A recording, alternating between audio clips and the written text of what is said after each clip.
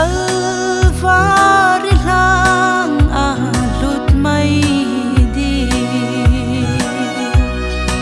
ahitay ikalo hita o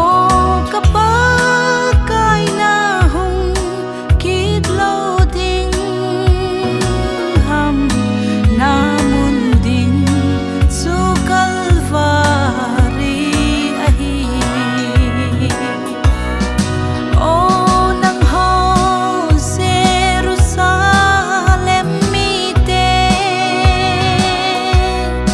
alung sir na sansu he singon nanat naw so se a dam sa se son alung don nat su hay lâu se nun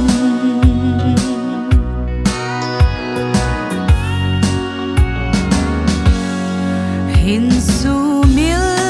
pong ikapa kay Jesu Kalvari lam hin ve sing nange kading nga na tho na kalung sung nga kalay sa gay sin he sing nange o nang ho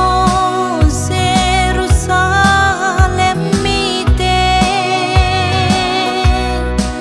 alung sin na sansu